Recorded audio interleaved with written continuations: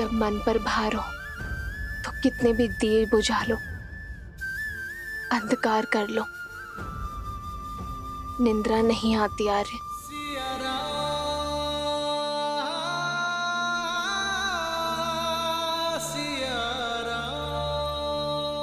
मैं आपकी चिंताएं समझ सकती हूँ आर्य।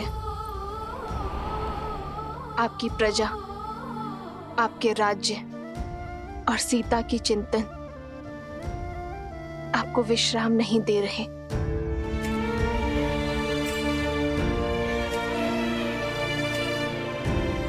किंतु आपकी चिंता मेरे विश्वास से बड़ी नहीं है आर्य। मुझे पूरा विश्वास है आप सब ठीक कर देंगे। इस राज्य को सुख, शांति, धर्म का स्थान, राम राज्य देंगे।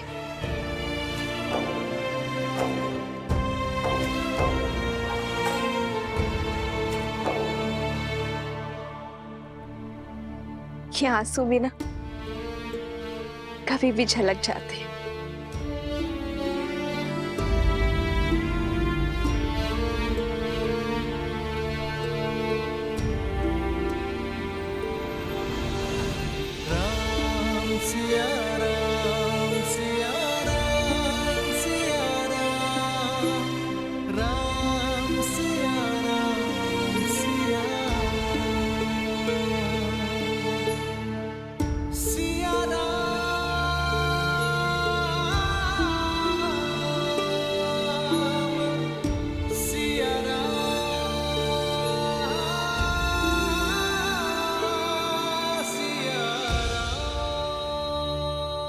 ये प्रेम और आशा का दीप है जो ना कभी बुझेगा और ना आप इसे कभी बुझाएंगे।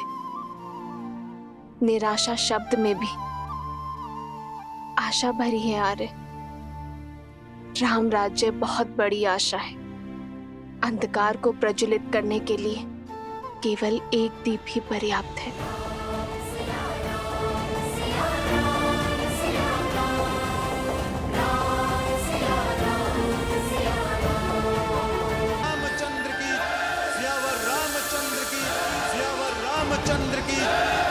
रामचंद्र की, सियावर रामचंद्र की, सियावर रामचंद्र की। जानते हो यहाँ क्यों उपस्थित हो? क्षमा प्रभु, परंतु मैं भी यही समझने का प्रयास कर रहा हूँ कि मुझे यहाँ क्यों बुलाया गया है। न्याय के लिए। दरबार में याचक और जाचक दोनों को न्याय के लिए बुलाया जाता है। ना ही मैंने कोई याचना की है और ना ही मैं कुछ जाचक हूँ। फिर भी यह समझने का प्रयत्न कर रहा हूं मैंने ऐसा कौन सा अन्याय या अपराध किया है जिसके लिए मुझे यहां बुलाया गया है। अपनी पत्नी का त्याग करना क्या अपराध नहीं है?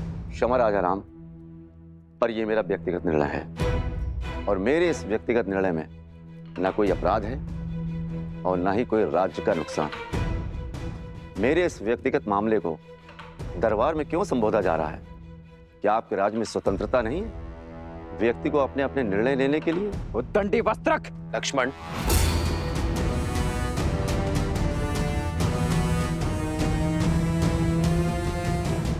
निर्णय और मामला दोनों अवश्य व्यक्तिगत है, किंतु अन्याय एक स्त्री पर हुआ है। उसने अपनी व्यक्तिगत स्वतंत्रता का उपयोग कर सहायता और अन्याय का निवारण मांगा है और यह अवश्य ही राज्य के क्षेत्र में आता है। वस्त्रक, न्याय करना एक राजा का परम धर्म है और इसी कारणवश तुम्हें यहाँ बुलाया गया है। तो न्याय अवश्य होना चाहिए राजा राम, परंतु आशा करता हूं कि याचक एक स्त्री है और आप पक्षपात बिल्कुल नहीं करेंगे उस याचक पर जो एक पुरुष है। मौन हो जाओ वस्त्रक, अन्यथा यहीं तुम्हारी जिह्वा काट दूंगा मैं।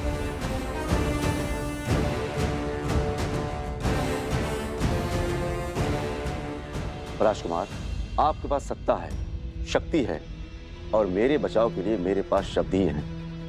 यदि आप मेरी जीवा काट देंगे तो मेरे ऊपर हो रहे अन्याय का मैं निवारण कैसे कर पाऊंगा? ना ही इनकी जीभा काटी जाएगी और ना ही तुम्हें रोका जाएगा। तुम्हें अपना पक्ष रखने की पूरी संधि मिलेगी। बताओ, अपनी पत्नी का त्याग क्यों किया तुमने वस्त्रक? ये रात भर घर पर नहीं आई और इसका ये कहना है कि इस नाविक के साथ तट पर रात भर थी। इसलिए महाराज, मुझे इसकी पवित्रता पर संदेह है। संदेह संपूर्ण परिवार, मित्र और राज्य सबके लिए घातक होता है। यदि संदेह को प्रमाण का जोड़ ना मिले तो वो मात्र आरोप होते हैं वस्त्रक। महाराज, आरोपी ही सही, तो मेरे इन आरोपों का इन दोनों के पास कोई प्रमाण है? विश्वास। अपनी पत्नी के साथ तुम कई वर्षों से रह रहे हो, इस नाविक को भी कई वर्षों से जानते हो। क्या इस नाविक ने कभी भी संदेह करने का अवसर दिया? क्या तुमने इस नाविक को किसी और स्त्री के साथ अभद्रता करते हुए देखा? क्या इस अविश्वास का प्रमाण है तुम्हारे पास वस्त्रक? तुम अपने घर के द्वार बंद कर दो और बाहर ना निकलो तो इसका यह अर्थ नहीं कि बाहर सूर्योदय नहीं हुआ है। वही तो राजा राम, द्वार बंद कर घर के भीतर बैठो, इससे यह भी तो नहीं कहा जा सकता कि सूर्य पर ग्रहण नहीं लगा है। और फिर महाराज, ये तो स्वयं स्वीकार कर रही है कि ये इस नाविक के साथ थी। फिर इस बात का क्या प्रमाण है कि इनके बीच कुछ घटित नहीं हुआ?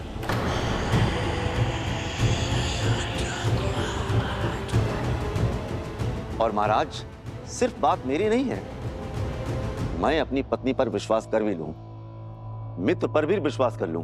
यदि तुम अपनी पत्नी पर विश्वास करते हो तो समस्या क्या है वस्त्रक? समाज, समाज का क्या?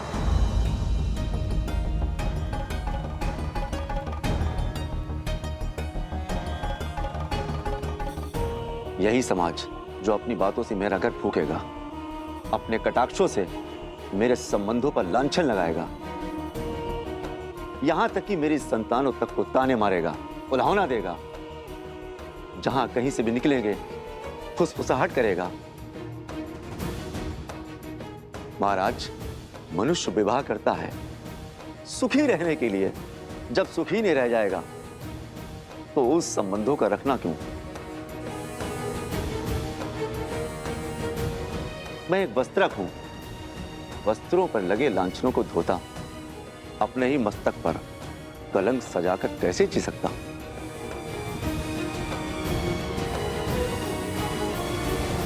जिसे तुम कलंक का नाम कह रहे हो वो मात्र भ्रम भी तो हो सकता है वस्त्रक। कैसा भ्रम राजा राम? नाभिक से पूछिए, यदि मैं उसकी पत्नी के साथ रात भर अकेला रहता तो वो मेरे बारे में क्या सोचता? पूछिए मेरी पत्नी से, यदि मैं पर स्त्री के साथ रात भर बाहर बिताकर आता तो क्या मेरी पत्नी मुझ पर विश्वास करती? पूछिए इन सभाजनों से, यदि उनकी पत्नियां रात भर किसी और के साथ रहती क्या वे स्वीकार करती? यदि ये स्वीकार भी कर लेते तो क्या ये समाज तभी आवाज में बात नहीं करते, कलंकित नहीं करते?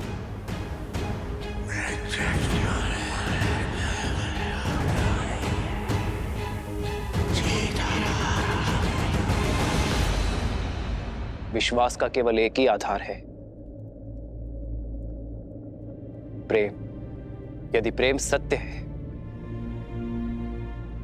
तो अविश्वास कैसा? यदि प्रेम है तो विश्वास क्यों नहीं?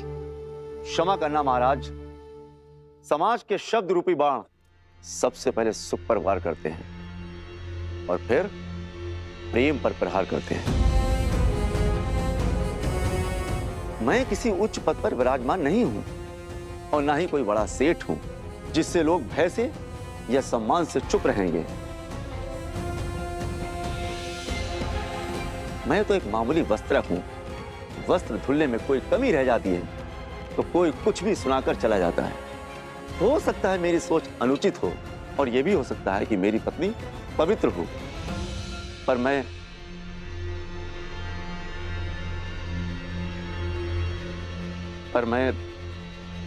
निडर होकर कहो वस्त्रक,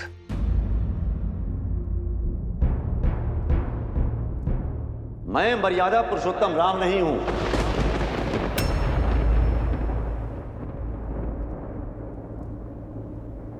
मेरा जन्म दिव्य प्रसाद से नहीं हुआ। मैं ऐसी स्त्री को नहीं अपनाऊंगा जो किसी अन्य पुरुष के साथ रहकर आई हो।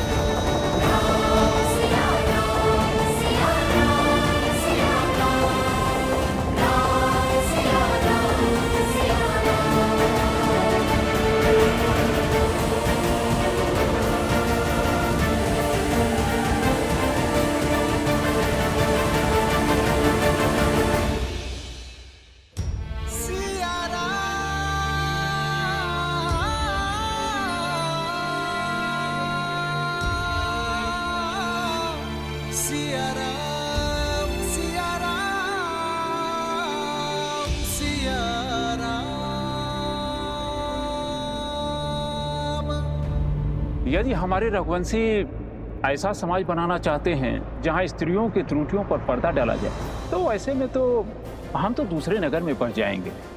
जब राज परिवार ने स्वयं ही अनुचित उदाहरण प्रस्तुत कर दिया है तो कोई क्या करे। मैं एक वस्त्रक हूं, वस्त्रों पर लगे लांछनों को धोता, अपने ही मस्तक पर कलंक सजाकर कैसे जी सकता हूं? पूछिए इन सभाजनों से, यदि उनकी पत्नियां रात भर किसी और के साथ रहती क्या वे स्वीकार करती? मैं मर्यादा पुरुषोत्तम राम नहीं हूं, मेरा जन्म दिव्य प्रसाद में नहीं हुआ है। मैं ऐसी स्त्री को नहीं अपनाऊंगा जो किसी अन्य पुरुष के साथ रहकर आई हो।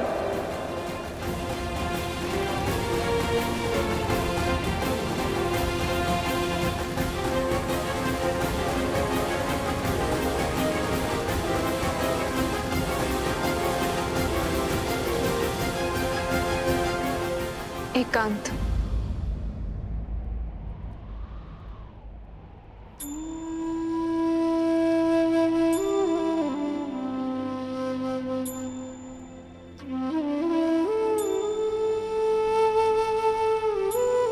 चरित्र का प्रमाण जो लंका में दिया,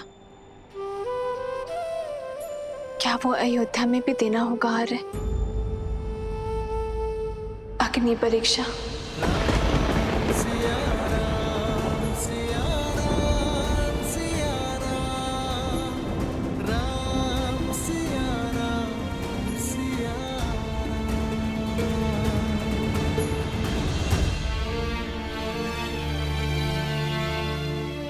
तुम अयोध्या की महारानी हो सीते, और मैं महाराजा।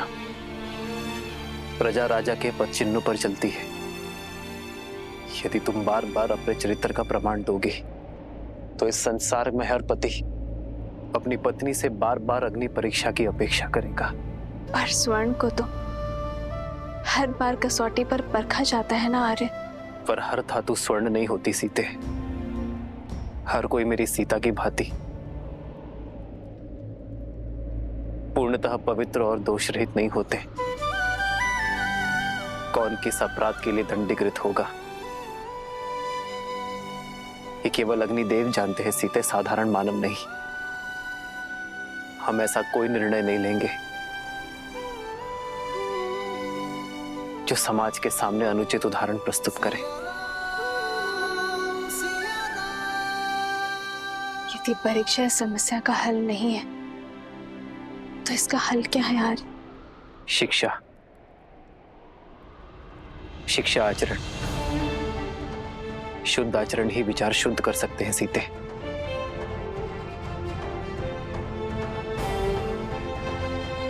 मैं नहीं जानता सीते कि अपने समाज को कैसे शिक्षित करूं, कैसे अपनी प्रजा के मन में उठ रहे प्रश्नों को रोको। वो प्रश्न जो उनके नेत्रों में दिखते हैं जब वो मुझे देखते हैं। धनिक सोच यार, जब तक मैंने स्वर्ण मृग नहीं देखा था तब तक मुझे उसके पाने की इच्छा नहीं थी। अर्थात अर्थात जो नेत्रों को दिखता है वही मन को विचलित करता है आदि, और जो नहीं दिखता उसके विचार भी नहीं आते और उस पर प्रश्न भी नहीं उठते।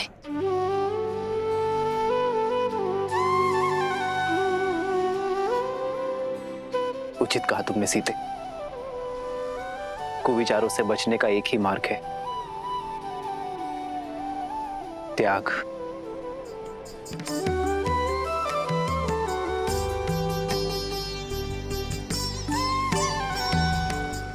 हम दोनों अपने राज्य का परित्याग कर देंगे तो ना ही कोई प्रश्न उठेंगे और ना ही कोई उत्तर की अपेक्षा करेंगे।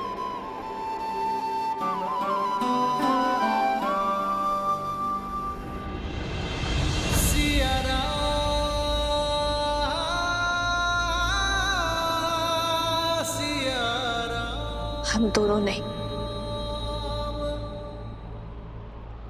केवल मैं आ रहे हैं।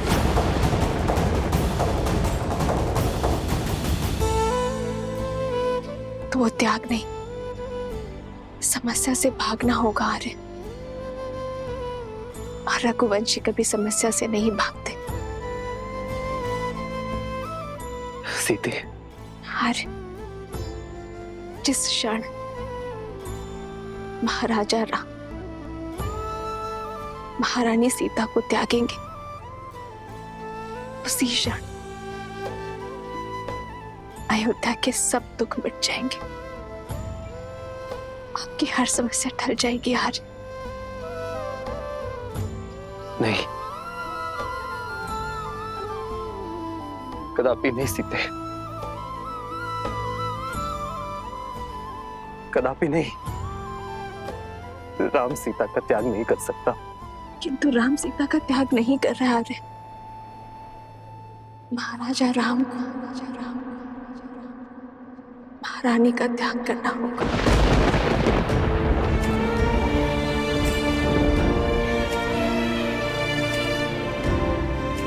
क्योंकि राजा राम पर उत्तरदायित्व है आर्य।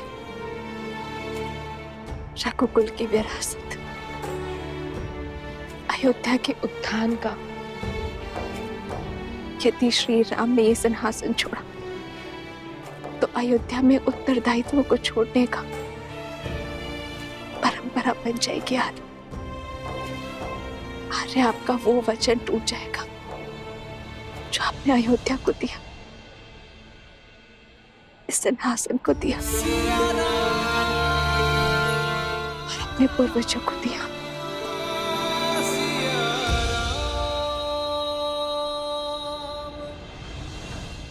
और उस वचन का क्या जो हमने एक दूसरे को दिए कि हर सुख में, हर पीड़ा में एक दूसरे का साथ देंगे, साथ में हर समस्या का समाधान भी निकालेंगे। अब आप केवल राजा ही नहीं, होने वाले पिता भी हैं आर्य। आप प्रजा रूपी संतान को शिक्षा देने का भार उठाई और मैं हमारी संतान को संस्कार सिखाऊंगी आर्य।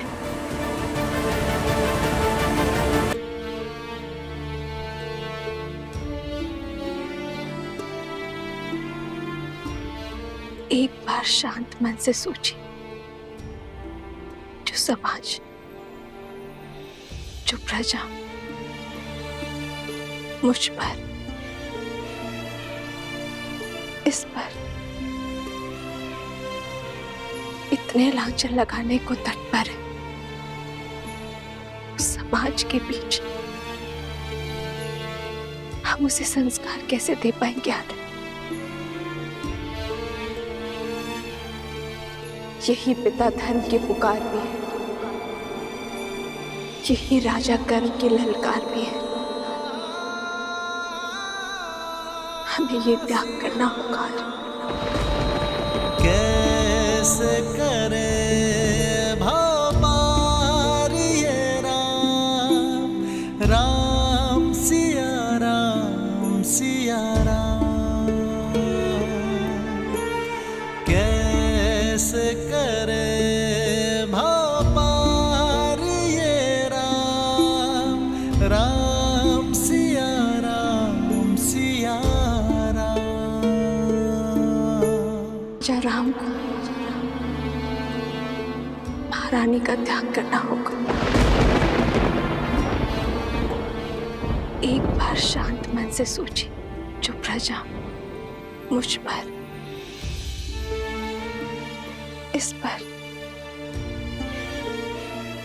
इतने लांछन लगाने को तत्पर है, उस समाज के बीच हम उसे संस्कार कैसे दे पाएंगे यार? यही पिता धर्म की पुकार भी है, यही राजा कर्म की ललकार भी है। हमें ये त्याग करना होगा।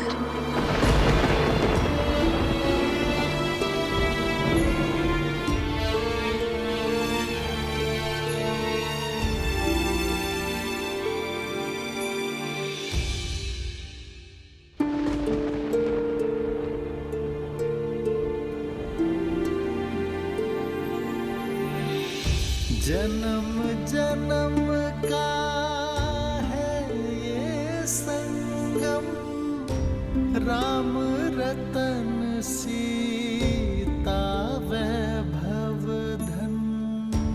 राम है लोचन सीता दृष्टि, राम है बादल सीता वृष्टि।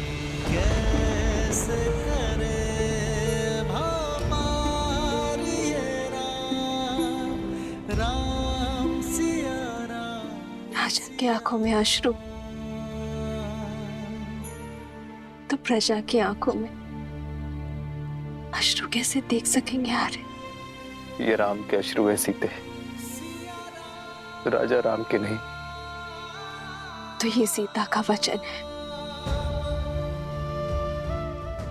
शीघ्र ही समय आएगा जब अयोध्या से हर मलिनता नष्ट हो जाएगी, जब हमारी संतान के लिए यहाँ आना शुभ होगा, जब राम राज्य एक बार फिर राम सीता को साथ देखेगा। प्रारंभ के लिखे इस वियोग को हम प्रयास से एक बार फिर संयोग में बदल देंगे।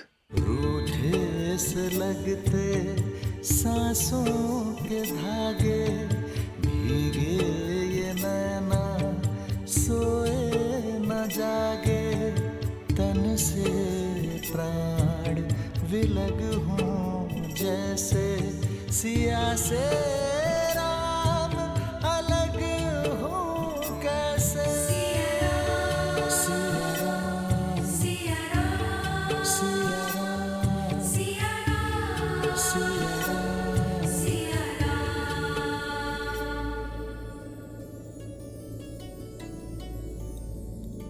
आश्रम में सभी लोगों को उपहार पहुंचने चाहिए और भूल कर भी कोई निषेध वस्तु आश्रम में नहीं जानी चाहिए। जी माताश्री।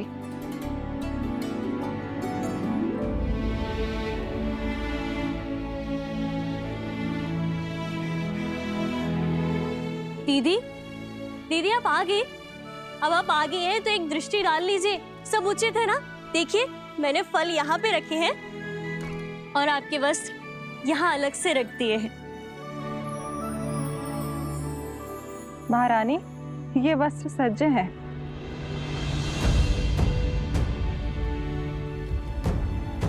ये वलकल वस्त्र किसके लिए है? माताश्री, कदाचित आश्रम की साध्वियों को भेंट करना चाहती हैं सीता दीदी, है ना दीदी? ये वस्त्र मेरे लिए है।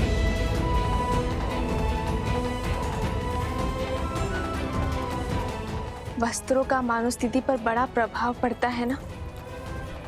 आश्रम जा रही हूं तो वस्त्र भी सात्विक होना चाहिए।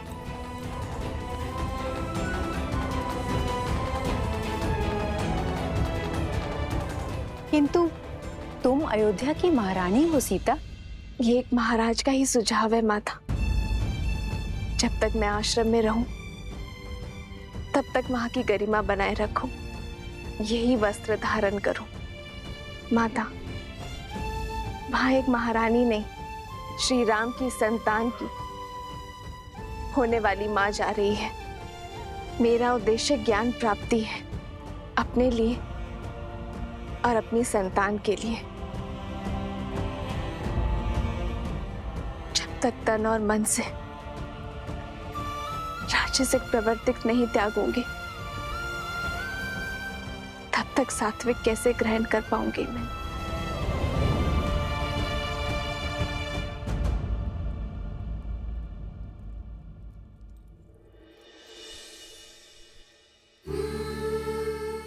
वर्षों तक श्री राम के साथ एक साध्वी की भांति इन वस्त्रों में बिताए हैं मैंने। इन वस्त्रों से अधिक अच्छा कुछ और नहीं लगता।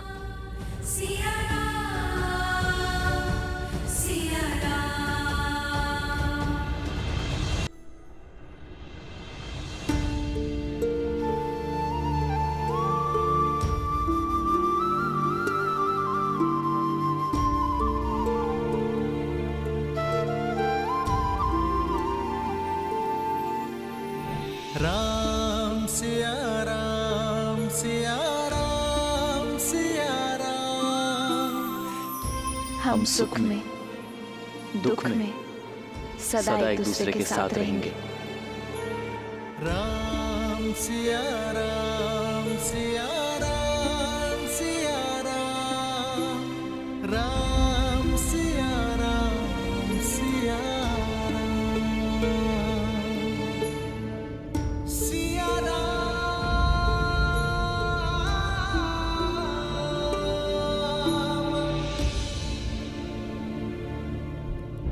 आपने स्मरण किया भैया।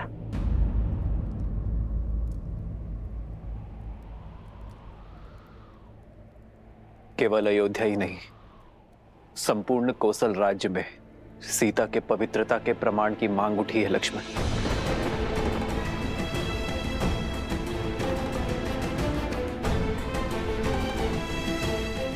तो ऐसी मांग करने वाली जीवा को काट कर लाने की आज्ञा दीजिए भैया।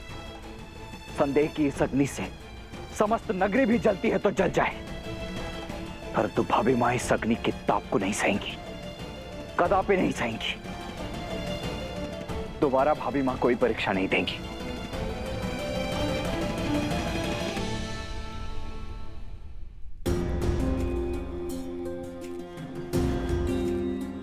वो परीक्षा लंका में थी लक्ष्मण, कौशल राज्य उसका साक्षी नहीं था। भैया यदि कोई साक्षी नहीं था तो ना सही, परंतु इसका अर्थ यह नहीं कि हमारी भाभी मां संसार की हर स्त्री हर पुरुष के लिए अपनी पवित्रता का प्रमाण देती रहे। प्रजा राजा की संतान की भांति होती है भरत, माता पिता की भांति। एक राजा को राज परिवार के लिए बलिदान देना पड़ता है, इसलिए किसी भी परीक्षण के प्रमाण की अपेक्षा प्रजा से की जाती है, तो राजा और राज परिवार से नहीं। यदि ऐसा है भैया तो केवल भाभी मां ही नहीं, हम सब भी इस अग्नि में प्रवेश करेंगे और अपनी शुद्धता का प्रमाण देंगे। अग्नि प्रवेश नहीं होगा भरत, क्योंकि राज परिवार का कर्म परंपरा बन जाती है। यदि ऐसा हुआ तो भावों में लिया गया निर्णय नियम बन जाएगा, और यह निर्णय न्याय और दंड का आधार बनेगा।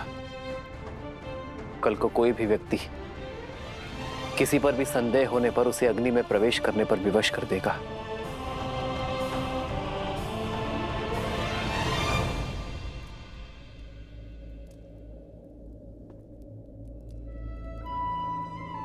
मेरे हृदय बैठा जा रहा है भैया। आपके मन में क्या चल रहा है?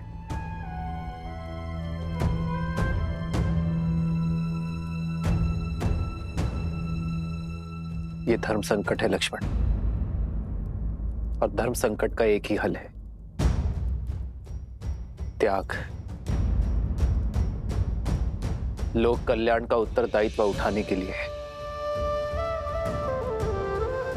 मैं राजा राम अपनी पत्नी सीता का त्याग करता हूं।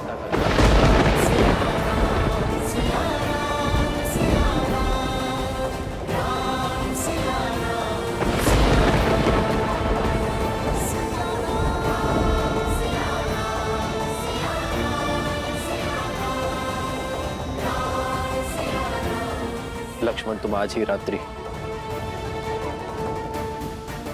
सीता को वन में छोड़कर आओगे।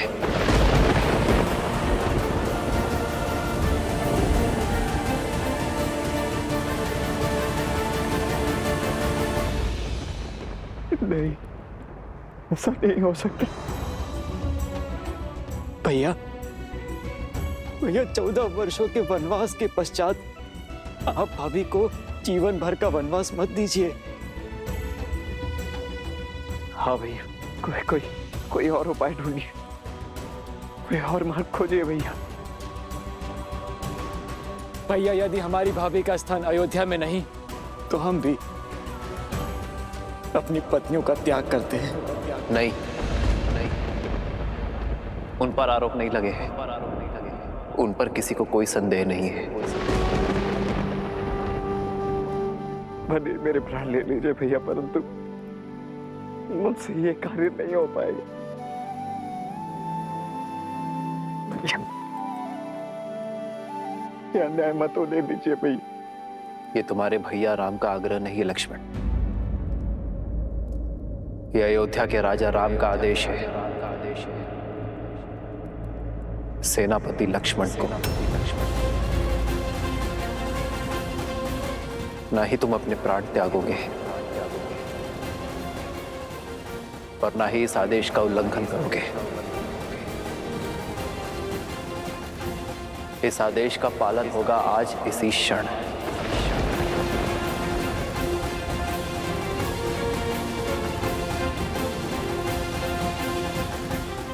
मत करिए भैया, मत करिए भैया।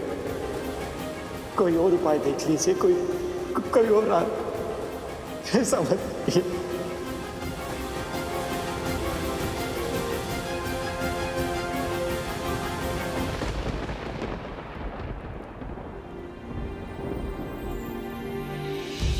बदली पवन बदली मन धारा, बुरी सोच का खेल है सारा।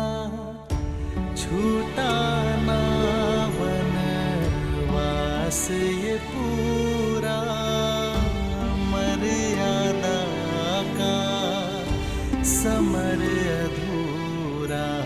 कैसे करे भगवान ये राम सिया राम सिया राम सिया राम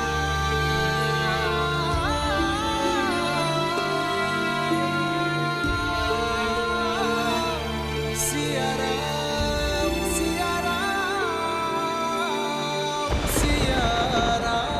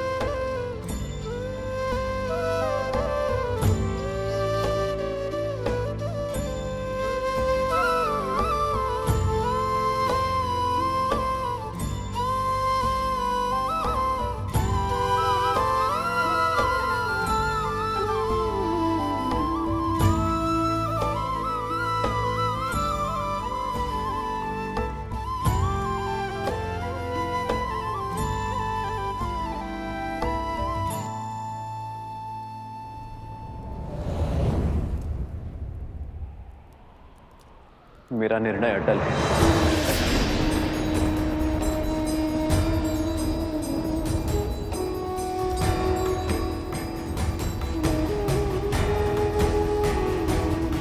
एकांत।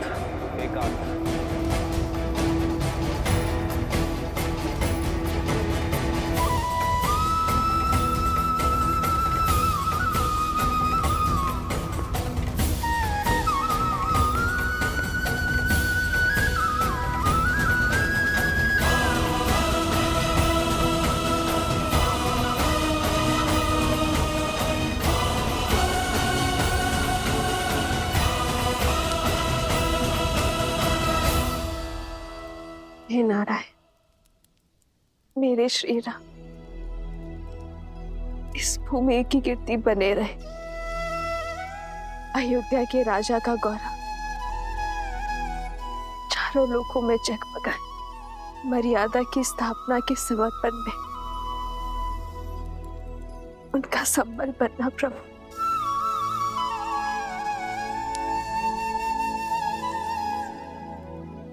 और जो त्याग का पथ मैंने चुना है, जो समर्पण का पथ मैंने लिया है, उसे पूरा करने की शक्ति मुझे देना प्रभु।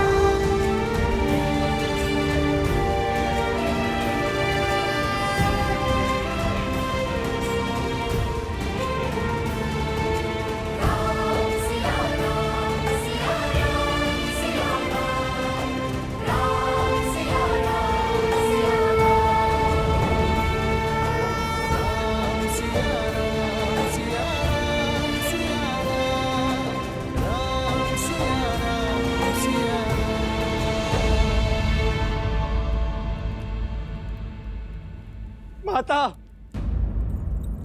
माता, भरत, माता वो भैया, भैया राम। क्या हुआ भरत, क्या हुआ राम को? भैया को रोक लीजिए माता, भैया को रोक लीजिए। भरत मेरी घबराहट मत बढ़ाओ, क्या हुआ राम को, सब ठीक है ना? भैया ने लक्ष्मण को आदेश दिया कि सीता भाभी माँ को वन छोड़ा है। हाँ, सीता वन जा रही है आश्रम में रहने के लिए, ये तो सब जानते हैं, तो हुआ क्या? नहीं माता, आप हम समझ नहीं रही है। भैया ने भाभी का परित्याग कर दिया है माता।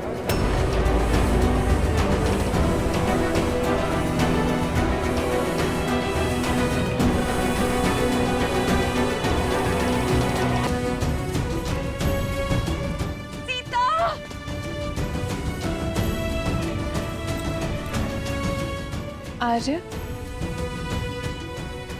रात्रि इस पहर कहाँ जा रहे हैं? अयोध्या संकट में है उर्मिला, रघुकुल पर बहुत बड़ी विपदा आन पड़ी है।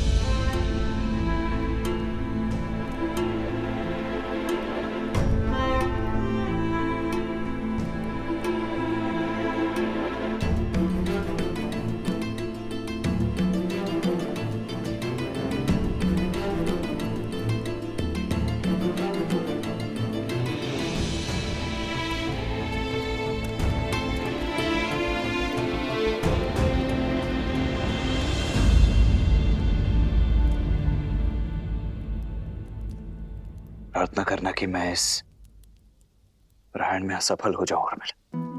हुआ क्या है आर्य? आप किससे युद्ध करने जा रहे हैं?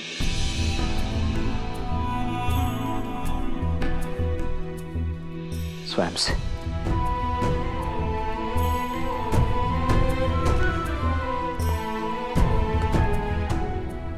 राजा राम ने अपने सेनापति को जो कार्य सौंपा है,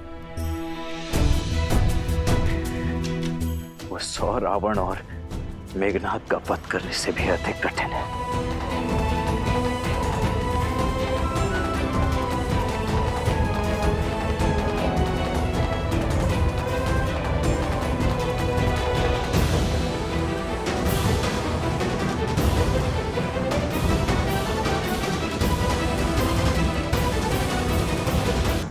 दरवाजा खोलो राम।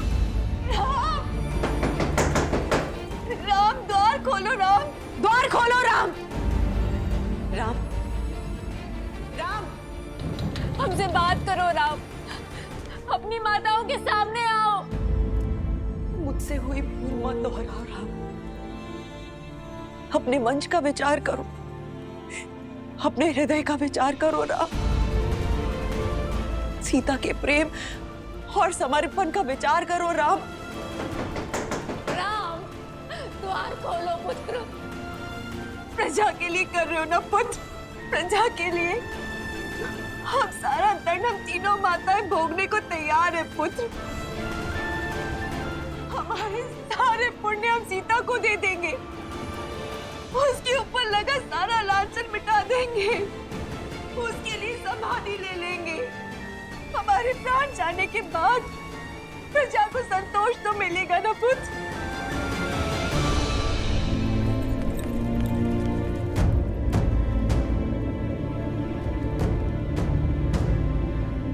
राम, विनती है तुमसे, सीता का त्याग मत करो राम, अपना हृदय बदल दो।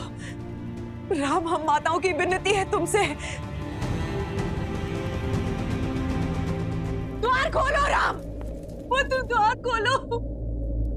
सेनापति लक्ष्मण महाराज के आदेश का पालन करने के लिए उपस्थित है अयोध्या नरेश। महारानी सीता को वन में छोड़कर आने के लिए प्रस्थान करने की अनुमति दीजिए महाराज।